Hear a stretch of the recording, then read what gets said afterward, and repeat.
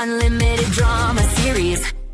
The sparks from my welder cast dancing shadows across the workshop walls as I put the finishing touches on Sophie's anniversary gift. 3 months of work, every evening after my day job at the construction site, shaping cold steel into something beautiful. A sculpture of intertwined hearts, polished to mirror brightness. Real craftsmanship, not some mass-produced garbage. I heard her heels clicking across the hardwood floor upstairs. Sophie was home from another late meeting at the gallery, and judging by her unsteady footsteps, she'd already been sampling the wine. Again. "Danny," her voice carried that familiar edge of irritation. "What's that awful smell?" Metal polish and honest sweat, I wanted to say. Instead, I called back, "Just finishing up your gift, honey." She appeared in the doorway, still in her gallery uniform, black dress, pearl necklace, the kind of outfit that screamed, "I'm too good for this neighborhood."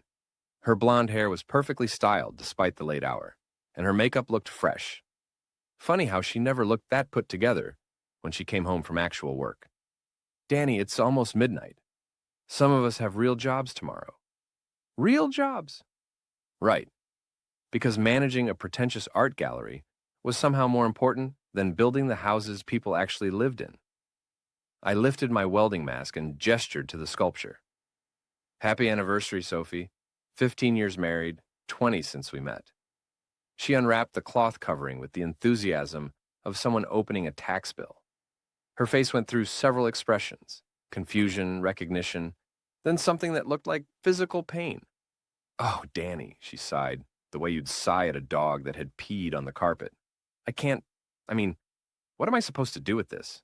Put it somewhere nice? It's handmade. Took me 3 months. Handmade." She said the word like it tasted bad. "Danny, I work in the art world. I can't have this kind of thing in our house. What would people think?" Before I could answer, she picked up my sculpture.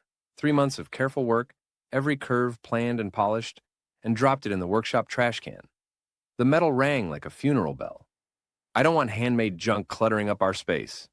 She turned and walked away, heels clicking their judgment with every step. I stood there for a long moment, staring at my work sticking out of the garbage like a broken dream. "Some folks have no taste," I muttered, fishing the sculpture out and dusting it off. The metal was scratched, but not ruined. Like me, I supposed. The next morning, I decided to walk downtown instead of driving to work. Fresh air, clear my head, maybe stop by Ray's gym for coffee before heading to the construction site. Ray Kowalski had been my best friend since high school, back when Sophie was still Sophie Martinez, before she became Sophie Hartwell and decided her husband's blue-collar friends were beneath her. That's when I saw it. My sculpture. My handmade junk. Sitting in the window of Barlow Contemporary Gallery with a price tag that made me stop walking and read it twice. $10,000.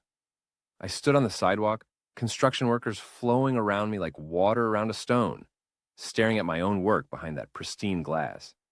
The hearts I'd shaped were catching the morning light perfectly, exactly like I'd planned when I was designing it in my head during those long evenings in the workshop. Beautiful piece, isn't it? I turned. Sophie stood beside me, arm in arm with Ethan Morrison, her business associate from the law firm that handled the gallery's contracts. Ethan was everything I wasn't.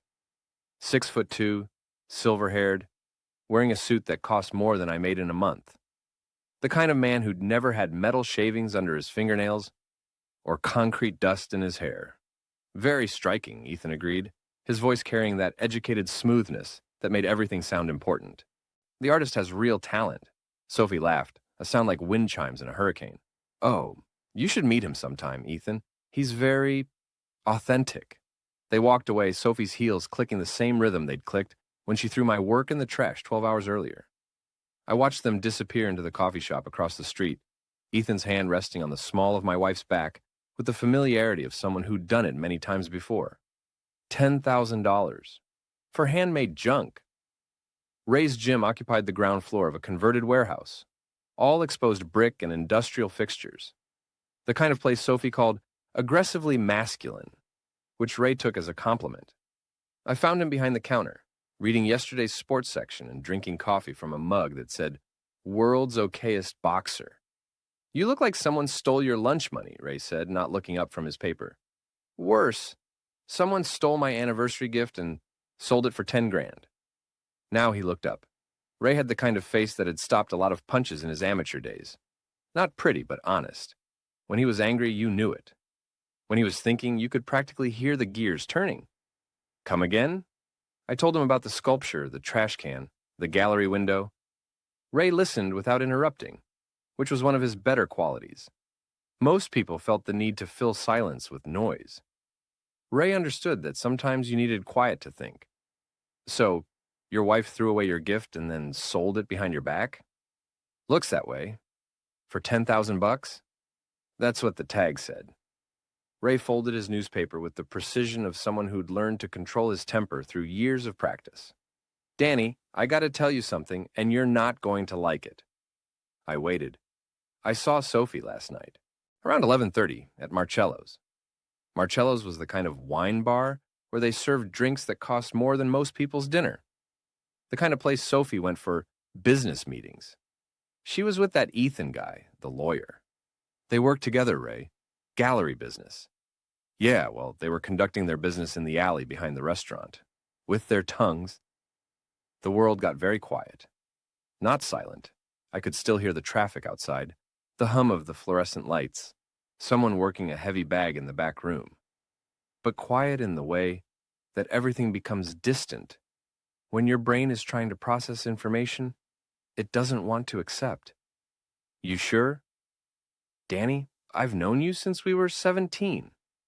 You think I'd make something like this up? No, Ray wouldn't.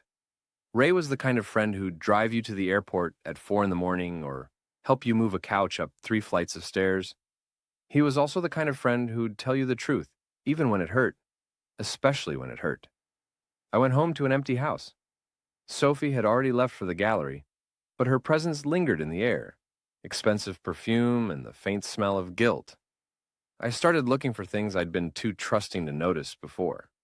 The hotel receipt was in her purse, tucked behind her credit cards like she'd forgotten about it.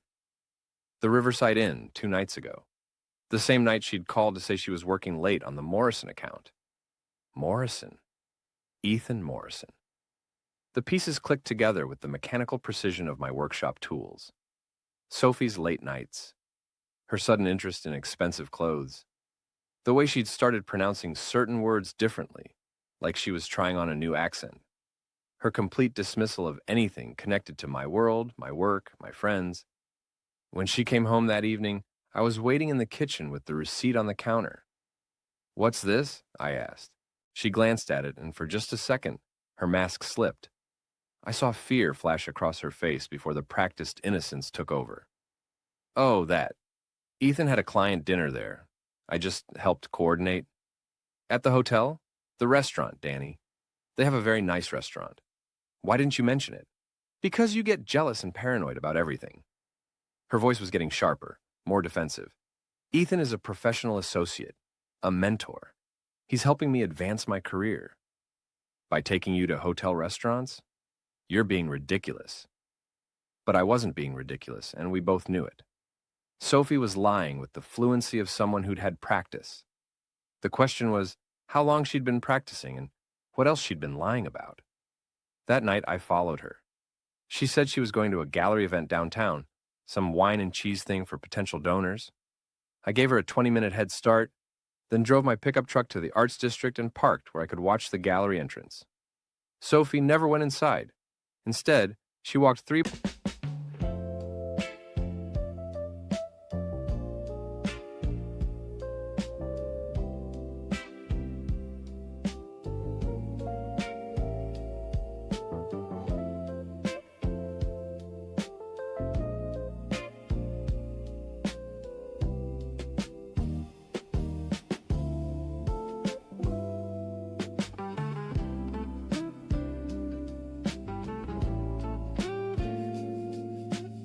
blocks to Marcello's, where Ethan was waiting at a corner table. I watched through the window as they shared a bottle of wine that probably cost more than my monthly truck payment. They sat close together, his hand covering hers on the table, their heads bent in intimate conversation. When they finished dinner, they walked to the alley behind the restaurant. I took out my phone and started recording. The kiss lasted 30 seconds, long enough to be passionate, intimate, familiar, long enough to destroy 15 years of marriage. When they broke apart, Ethan said something that made Sophie laugh, the same wind chime laugh she'd used when she called my work authentic. I stopped recording and walked back to my truck. On the way, I passed Ethan's BMW in the restaurant parking lot. Pristine black paint, leather interior, the kind of car that announced its owner's success to the world. I took my keys out and dragged them along the driver's side, from headlight to taillight. The sound was like fingernails on a chalkboard, but infinitely more satisfying. "Nice paint job, Ethan," I muttered. "Shame about the scratches." I was halfway to my truck when I heard the mechanical whir of a security camera swiveling to track my movement. The next morning brought a knock on my door at 7 a.m. I opened it to find a police officer with tired eyes and a notepad. "Daniel Hartwell? I'm Officer Martinez. We had a report of vandalism at Marcello's restaurant last night. Security camera caught someone matching your description damaging a vehicle in their parking lot." I invited him in for coffee and told him the truth. Well, part of it. I'd been downtown, yes. I'd walked through the parking lot, yes.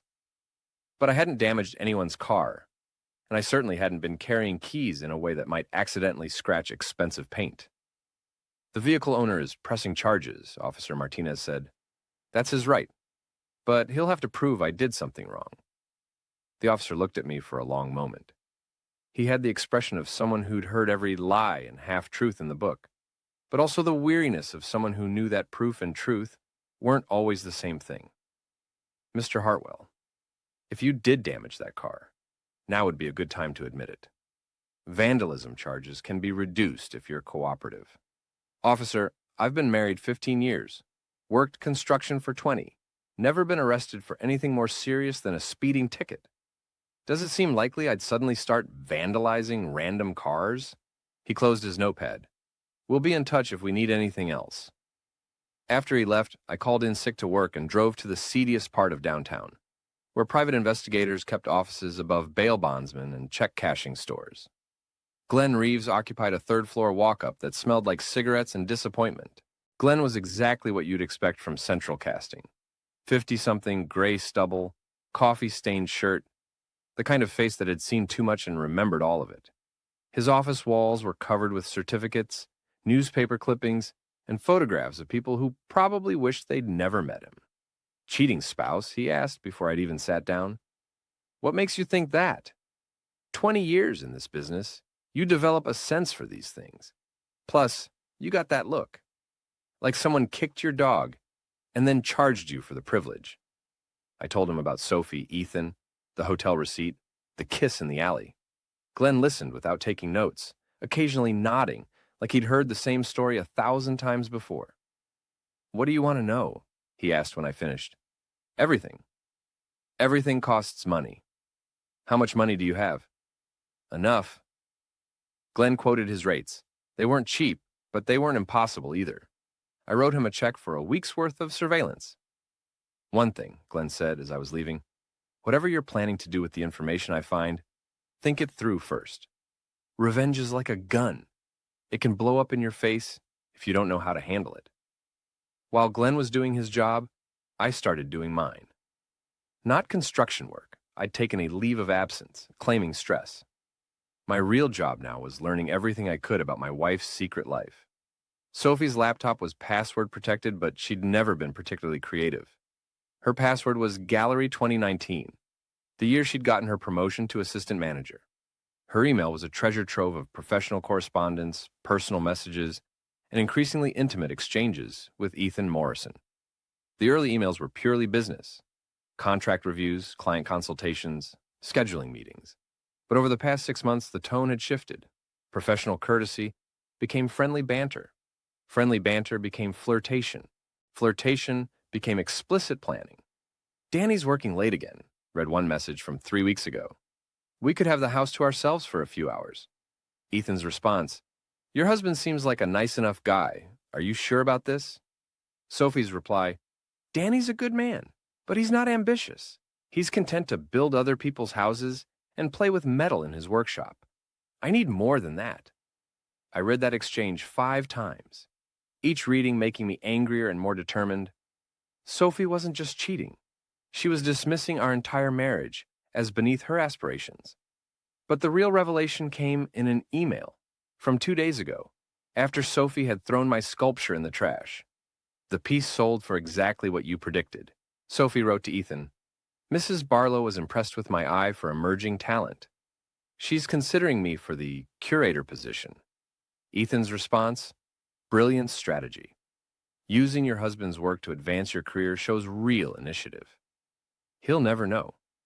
My sculpture hadn't just been thrown away and then rescued. It had been stolen, sold, and used. It was one time at the company retreat. Your coworker posted a photo. You're wearing this shirt. Watch more on Grammarly.com. To make Sophie look like a talented art scout to her boss. The woman I'd loved for 20 years had turned my anniversary gift into a career advancement tool. I printed every email, organized them chronologically, and put them in a folder labeled Evidence. Then I started planning.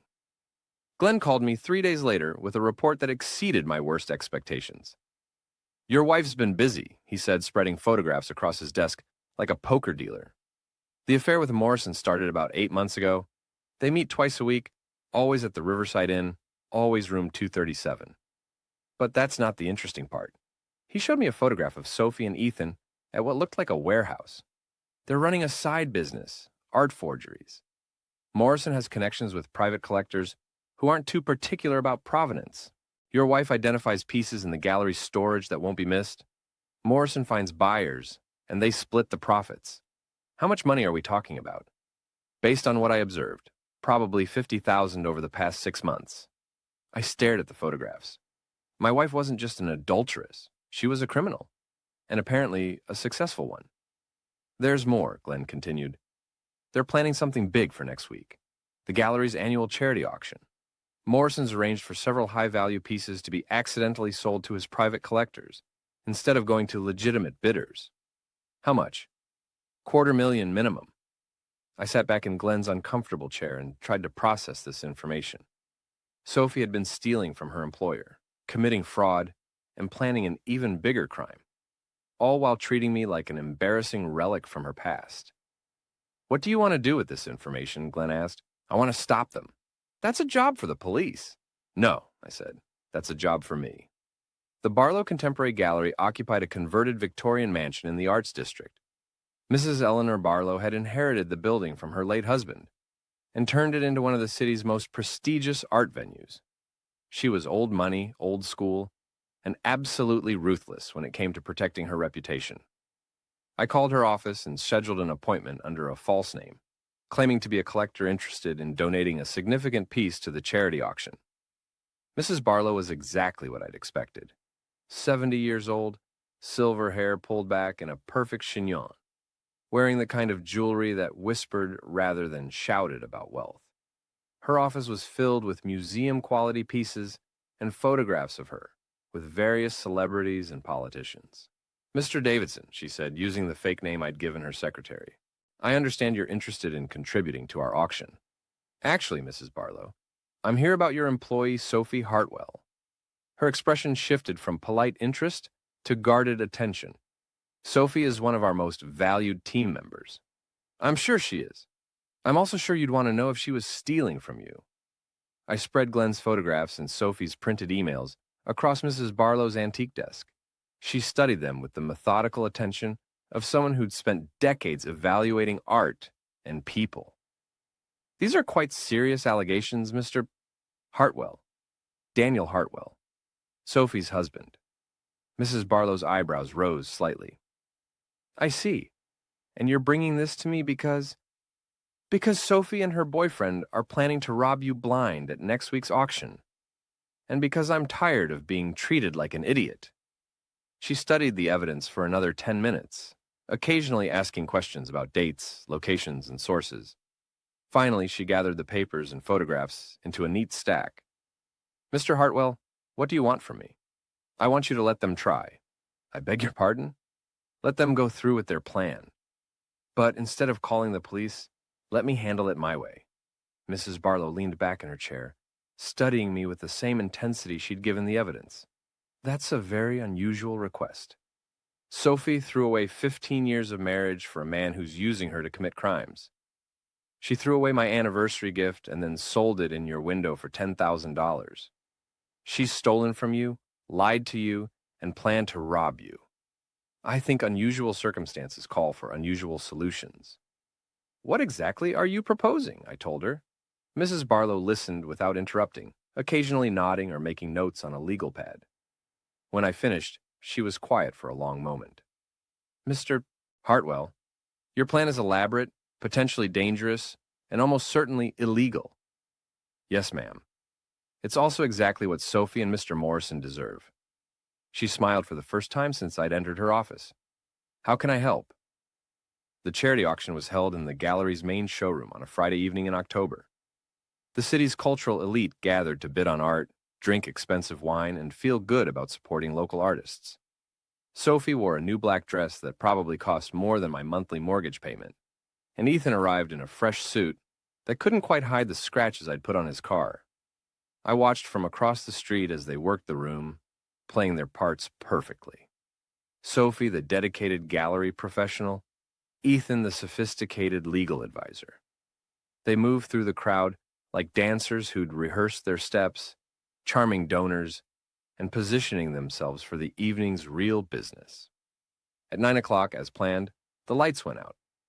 Mrs. Barlow had arranged for a power grid failure that would last exactly 12 minutes, long enough for Sophie and Ethan to move the high-value pieces they'd targeted, but not long enough for anyone to get suspicious.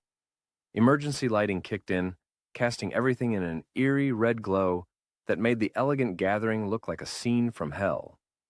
I entered through the service door, wearing all black and moving with the confidence of someone who belonged there. Sophie and Ethan were already in the storage room, loading paintings into a wheeled cart. Hurry, Sophie whispered. We've got maybe 10 minutes before the power comes back. Relax, Ethan replied. Everything's going according to plan. Not everything, I said, stepping out of the shadows. They spun around like guilty children caught stealing cookies. In the red emergency lighting, their faces looked like Halloween masks, shocked, guilty, terrified. Danny? Sophie's voice cracked. What are you doing here? Stopping you from making the biggest mistake of your life. Ethan recovered first, straightening his shoulders and putting on his lawyer voice. Daniel, I don't know what you think you're doing, but this is private property. You're trespassing. Actually, Mrs. Barlow invited me. Turns out, she doesn't appreciate employees who steal from her. I pulled out my phone and showed them the recording I'd made of their conversation in the alley behind Marcello's. Then I showed them printouts of their emails. Finally, I showed them Glenn's surveillance photographs. You have two choices, I continued. Option 1, I call the police right now, and you both get arrested for theft, fraud, and conspiracy. Option 2, you do exactly what I tell you to do. Sophie found her voice. Danny, you don't understand. This isn't what it looks like. It looks like my wife is stealing art with her boyfriend to fund their affair. What am I misunderstanding?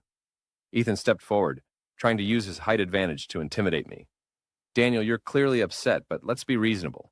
Sophie and I can explain everything. Explain this.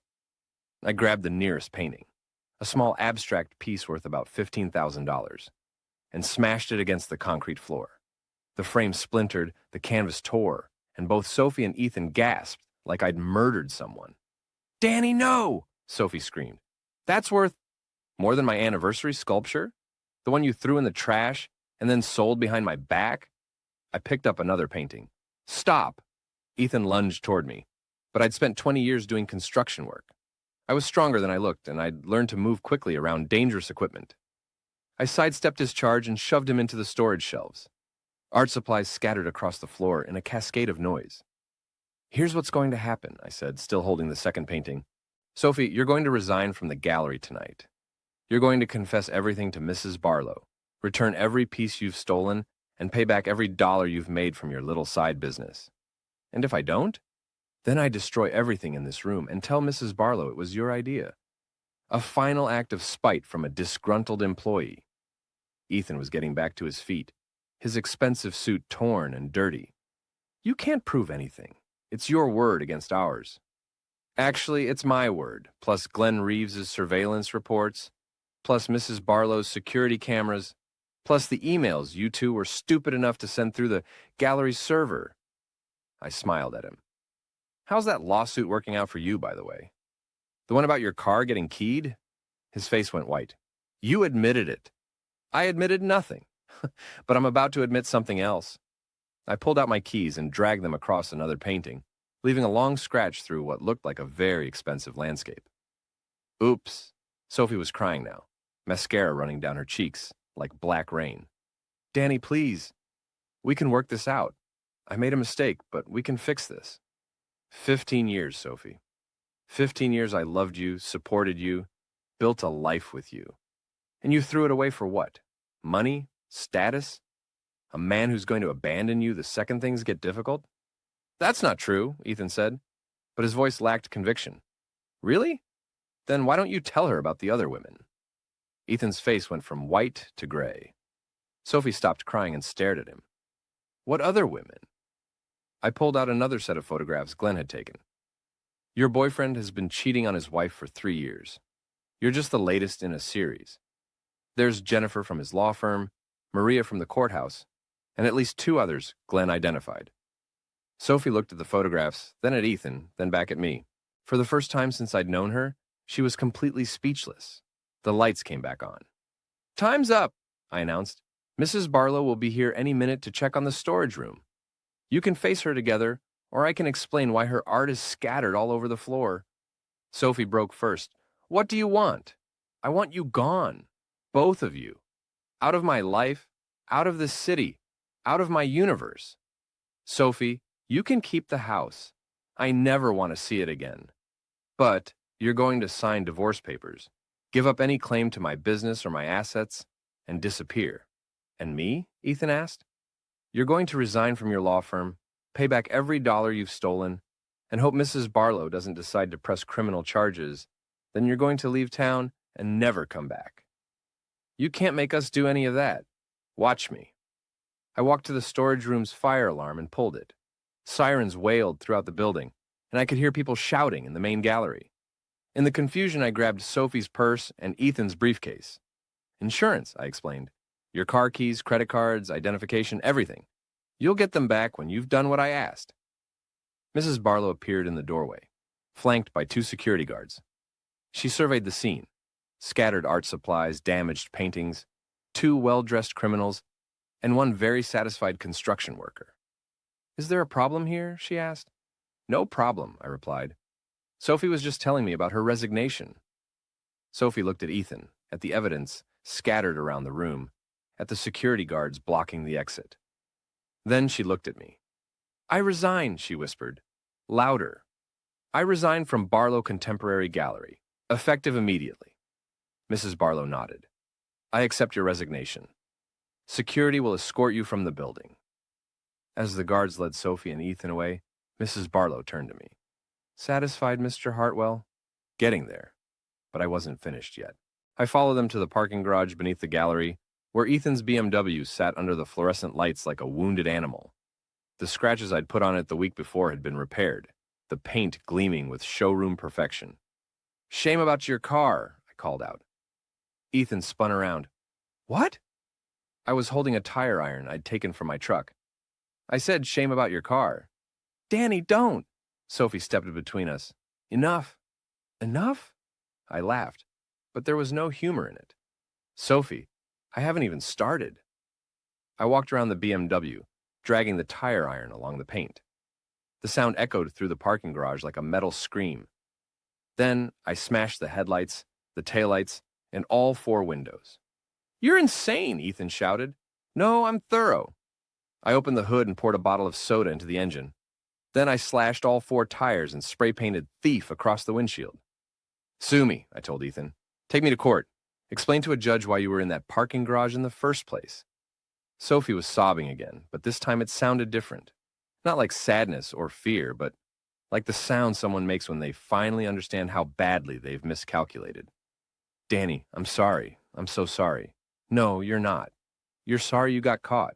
There's a difference. I walked back to my truck, leaving them standing next to the ruins of Ethan's car. As I drove away, I could see them in my rearview mirror. Two people who thought they were smarter than everyone else, discovering they'd been played by a construction worker with a high school education. 3 days later, Sophie signed the divorce papers. Ethan resigned from his law firm and left town. Mrs. Barlow decided not to press charges, but word spread through the city's art community about what had happened. Sophie's reputation was destroyed, her career finished. I bought a small house across town and set up a new workshop in the basement. The sculpture I'd made for our anniversary sits on my mantle now, catching the light from the window and reminding me that some things are worth more than money. Ray stopped by last week with beer and pizza. "You know," he said, studying the sculpture, "that's actually pretty good work. Thanks. You ever think about selling your stuff? I mean, legitimately?" I considered it. Maybe, but not through galleries. "Smart man." Ray raised his beer bottle. "Here's to new beginnings. And to people getting exactly what they deserve." We drank to that.